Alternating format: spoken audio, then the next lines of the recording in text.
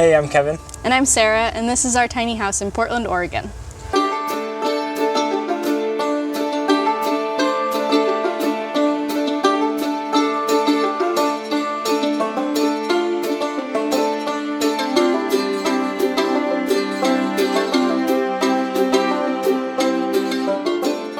One of the pieces of advice we were given when we said we were going to build this house together was, you're going to break up.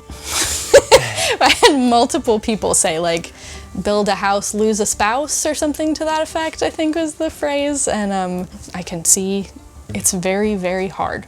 I think that kind of helped us flag that as a possibility going into it, and knowing that this is really, really hard to do together. And you need to be on each other's team, and if it means stepping back and reevaluating and moving forward again, that's okay. At a certain point, we decided to do couples counseling, which I think was hugely beneficial in us getting the house finished and still wanting to be together at the end of it. Yeah, the last like 6 months of the build, did couples therapy and just kind of worked through a lot of the friction we were feeling and collaborating with each other. And yeah, I think that really helped get us through. Yeah, huge. And we collaborate better now because of it. That was really, really a game changer for us. I'm a software engineer, been doing that a really long time. Was working remotely when we moved to Portland, and then just continued through COVID, and now still work remotely from our desk in the tiny house. I started a career in theater originally, in props, and so got really into making furniture and building things like that. And then when we moved to Portland, transitioned to doing legit furniture industry full time. So I do upholstery and have done furniture building as well. Have a lot of experience building all sorts of strange things too for theater, so I think that helps with a tiny house, because like little weird details or creating one thing that kind of looks like another thing that actually has two different uses is like right in my skill set. This is our tiny house we built in 2019 and 2020. It's on a 10 by 28 trailer, and it's parked in the backyard of the house we own in Portland, Oregon.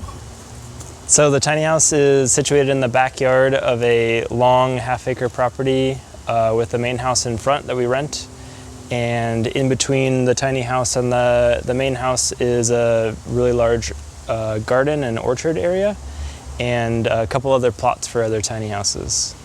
The property is kind of laid out as a permaculture food forest, and one of the reasons for situating the tiny house in the back is when we come home every day, we're walking through the garden and the food forest and can check on things really easily. We're growing everything that Portland can grow. Bunch of fruit trees, apples, apricots, pears, Asian pears, plums, and then a bunch of bushes as well with blackberries, blueberries, things like that. And then we have a large annual garden as well. The 9 of us on the property all share the food that we grow, and then we give what's left to the chickens and they turn it into eggs. Everything the tiny house is surrounded by is edible, pretty much. We kind of focus on edible things, but also there's a lot of stuff in here with a dual purpose. Like this row of kiwi berries is kind of acting as a visual break between the next lot. So if we have another tiny house that moves over here, we have a bit of privacy from them. It was important to us with a small square footage to be able to have a bunch of outdoor living space as well. So we built a large deck on the front of the house so that we can have people over, entertain, and eat outside whenever the weather's nice. So let's go take a look inside.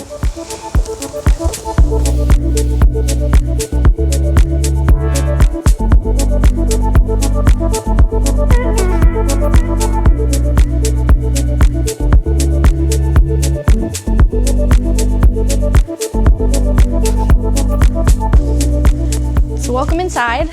This is our 295 square foot tiny house, inspired by Victorian houses and farmhouses as well. So we wanted sort of marriage of those two concepts and some nods to sort of traditional tiny house on wheels stuff as well.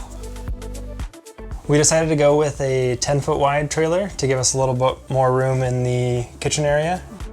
We also did a extra deep counter on this side of the kitchen to give us space to have things along the back and still have a full workspace.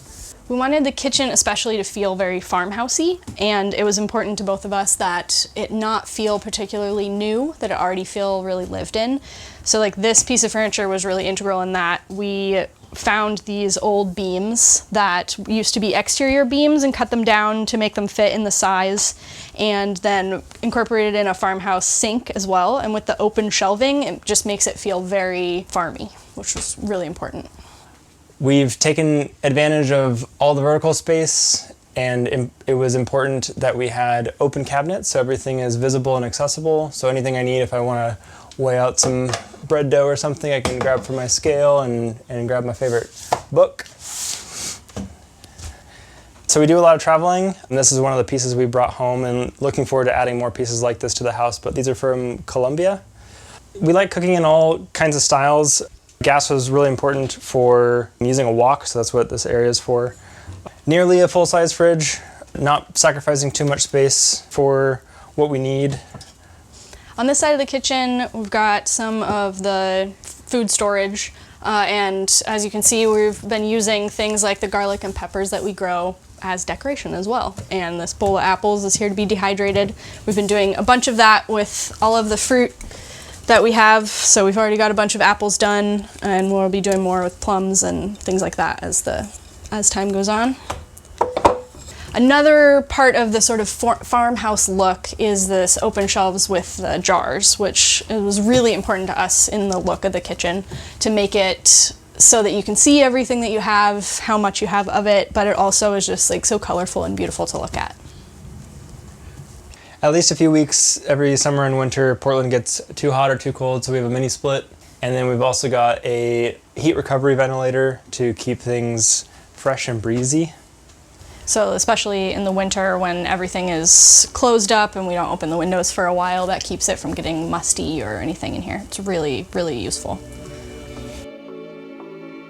We decided we wanted to build a tiny house, and I think we initially did the thing where we were trying to figure out whether we were going to build it without a place to put it and find the place to put it after, or find the place to put it and then build the house. We lived in the Bay Area in California at the time, and we looked for a little bit at places to put it there or places we could buy, and decided that was not a realistic dream. So decided, okay, well, where's the next place that we might want to live? Moved to Portland for a little while before we decided that we wanted to stay here. We realized we're in a good enough financial place to take on a mortgage, and so started looking for property and found kind of an ideal one for us, and yeah, started that whole project. Yeah, and then that project took over with the next couple of years of renovating this space. Yeah, and setting up infrastructure. Yeah, the infrastructure of it all. Mm-hmm. I think the vision was always a tiny house village. We both grew up in suburbs in California where we kind of didn't feel a strong connection with our neighbors or neighborhood or something, and nothing was really like walkable. Everything's like a big commute and spread out, and I don't know, just wanted to recreate the sense of community, knowing our neighbors super well and just creating like lifelong bonds. Folks in the tiny house community have a similar mindset around eco-friendliness and sustainability and these sorts of things. Now for a brief message from our sponsor, Upside. Let's face it, inflation sucks. Whether you're building a tiny house, filling up your schoolie diesel tank, or just grocery shopping, the price increases really hurt. That's why we're digging Upside. It's an incredible, easy-to-use app that lets you earn cash back each time you buy gas, groceries, or even eat out. I'm stoked to be earning cash back from doing what I do, like eating at my favorite Mexican restaurant. And boom, I'm earning cash to go towards our shuttle bus conversion. To get started, download the free Upside app in the App Store or Google Play. Next, claim an offer for whatever you're buying, check in at the business, and pay as usual with a credit or debit card, and get paid. And cash out anytime to your bank account, PayPal, or get a gift card. Download the free Upside app and use code TINY to get $5 or more cash back on your first purchase of $10 or more.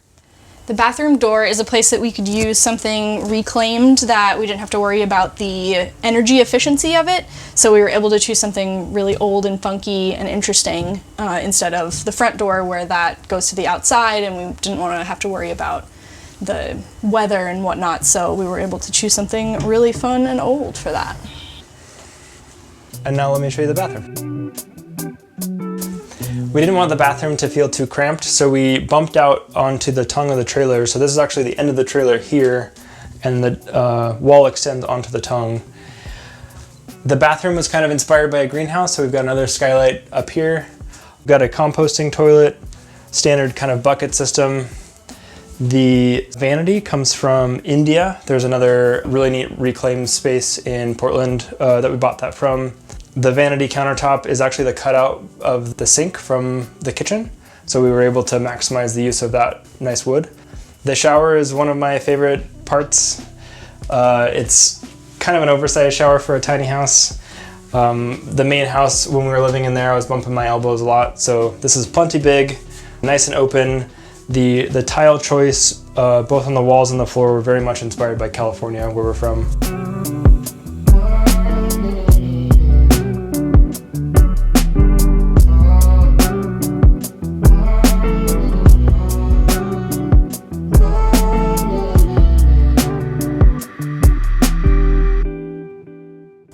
So next to the kitchen is our sort of living room area. We have a full regular couch, which was really important to me. I work in furniture, and it didn't seem appealing to me to have a plywood with foam on top of it couch.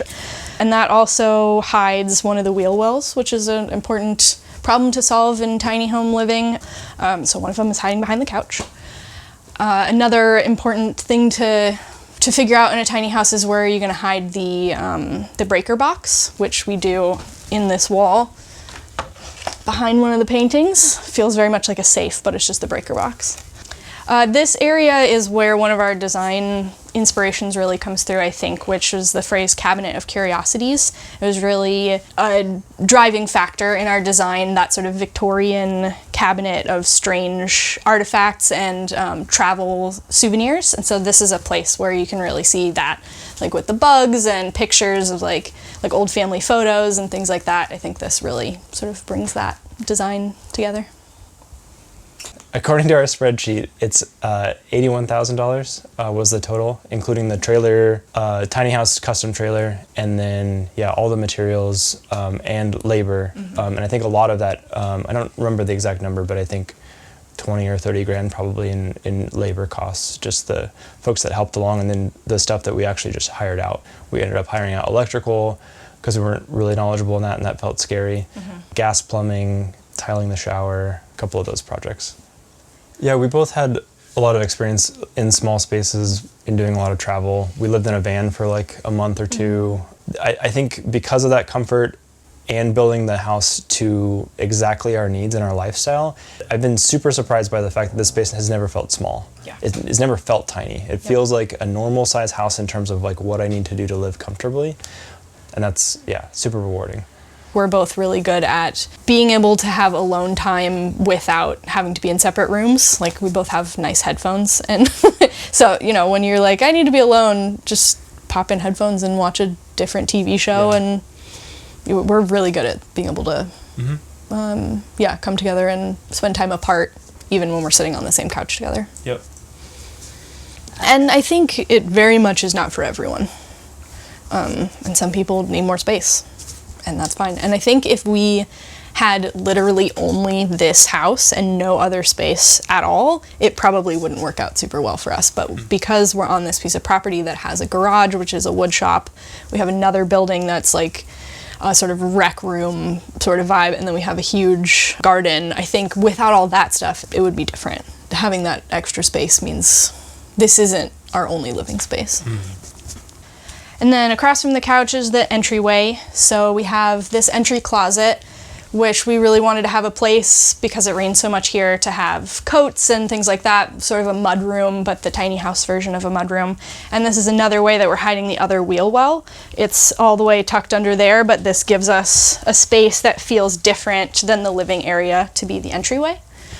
So this closet this is one of my favorite pieces in the house. This was a vanity mirror from the Eastlake period. It's like built in 1900s, early 1900s. So this top part was surrounding a mirror that we bought in a vintage shop. We took the whole thing apart, changed the size, put it all back together, and then built this closet around it to make it feel like a vintage piece of furniture, even though it's actually built in a very specific size to the tiny house. So it's this part, and then there's some details as well on the bottom to sort of tie the whole thing together. So the front door is a place where we wanted to go vintage, and we tried originally. I think the front door was one of the first things we actually bought for the house, and then ended up scrapping that one and going with a brand new one instead. To get the right weatherproofing and energy efficiency, we decided to go with something brand new instead, but we really, again, didn't want to feel brand new. So this doorknob was something we found when we were living in Oakland. We actually found it on the street in a pile of stuff someone was getting rid of. We've had it looked at, and it's about the same time period as the closet and a bunch of other stuff, sort of like late Victorian. And I really think it gives the door such a cool, vintage, weird feeling. And we are also able to find a deadbolt that matches the style exactly, because deadbolts didn't exist in the early 1900s, but because we got this matching one, we were able to have that kind of same modern security with the vintage feel. Another thing that's really great about having that step up for the entry is that it can become extra seating when we have people over. So we have these really beautiful meditation cushions that you can put on here, and then it becomes a total chair height seating, so we can have a couple of people sitting here across from the couch, and it becomes like a really nice living room feeling. The floor in the house is a place that we were able to use reclaimed stuff as well. So this floor was from a deconstruction company that took it out of Fort Vancouver in Washington, and it had never been painted before, which was really huge for us, so we didn't have to remove paint, but we did have to sand and clean and fill and stain a whole bunch to get this floor looking how it does. But it was something that I really, really wanted for the house, was for the floor to feel incredibly warm and inviting, that it was already had scratches and nicks in it, so you don't have to worry about messing it up or anything, that it feels very lived in. Since we don't have a loft in our house, we were able to take advantage of the full height to make the roof feel very spacious and open, and I think that really helps with our house not feeling small. We get so much headroom, which also allows us a bunch of interesting vintage pendant lighting, which I really, really love, and we're able to bring in stuff from different areas and different time periods to make each section of the house feel a little different. And another thing that we were able to do with this big vaulted ceiling was put in a hand-hewn beam that we got from a deconstruction company, which mirrors the color of the floor and makes sort of like a rustic, again, a sort of farmhouse feel to the house. Another Victorian detail that we were able to bring into the house is all the different roof pitches.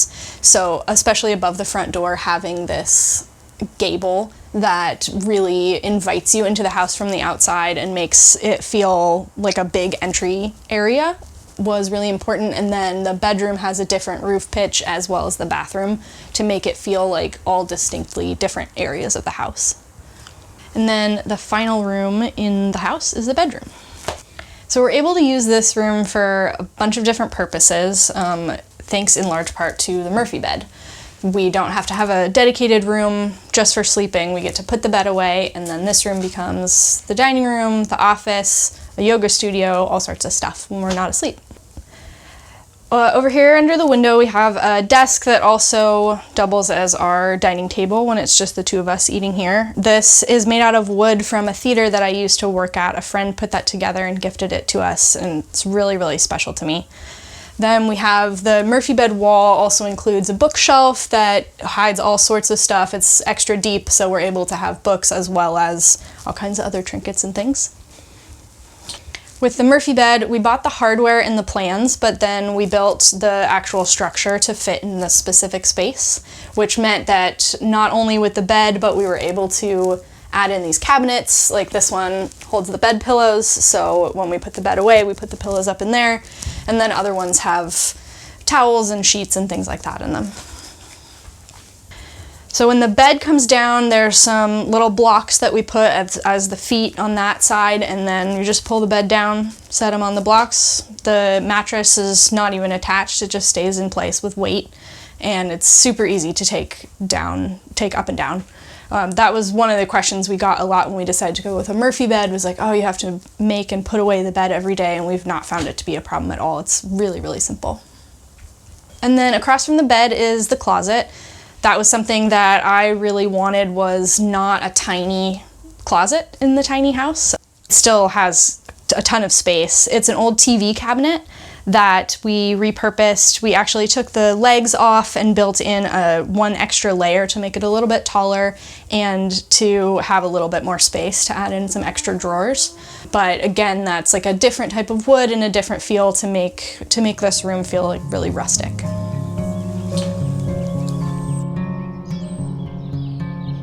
This is sort of community 2.0 for us. Before our tiny house was finished, we lived in the main house and there was 2 small dwellings in the backyard. So we were a group of 8 or 9 at that time. And then they all moved out for various reasons when COVID happened. And then once we moved into the tiny house, we rented other spaces out again. So we're another group of 9 of different people. Yeah, there are a lot of benefits to living together in a space, in that we can divide up the cost of the mortgage or the property and the utilities and everything. So I think everyone's cost of living here is incredibly low compared to neighbors. We rent the main house for well under market rent and don't intend to raise it. The folks living in there currently, he runs a business and she's a stay-at-home mom, and so it gives them the flexibility and freedom to do that. I've been able to leave my sort of full-time job and start pursuing other things with my time. I do still enjoy the work that I do, but it just gives me a lot more options. And I think it just works better for us of not having to have too many like meetings and micromanage things, and just having more like, if you use a space, you are part of taking care of it. If you want to take things out of the garden, you have to put time into the garden. If you want to spend time in the wood shop, you have to like go through safety training. Yeah, and help keep it clean. Yeah. Yeah, so we're pretty loose as far as rules go, but I think it really works for us and the people who live here right now. Mm-hmm. My experiences living in community before have been much more sharing the same building with a group of people, and I was very adamant that I liked a lot of the parts of living in community, the camaraderie that you get and the sort of like being present for each other's lives, but without having to ever argue with another adult about doing the dishes. I just didn't want to have to deal with that anymore. So the idea of having each family has their own house was very, very attractive to me, so that you can be together as much as you want when you're outside of your house, but if you need to be alone or to have your space in a very particular way, you can just close the door.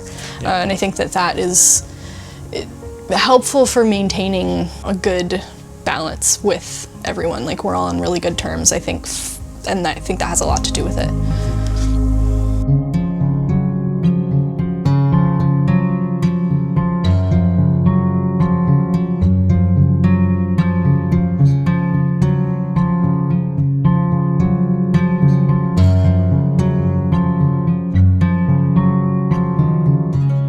Thank you for watching our video and for stopping by Tiny House Expedition.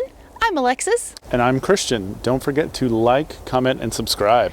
And for more tiny home tours and stories, click the videos below. And join us on Instagram for bonus content, including face-to-face conversations with us. We hope to see you there. All right. Thanks, guys. Have a good one.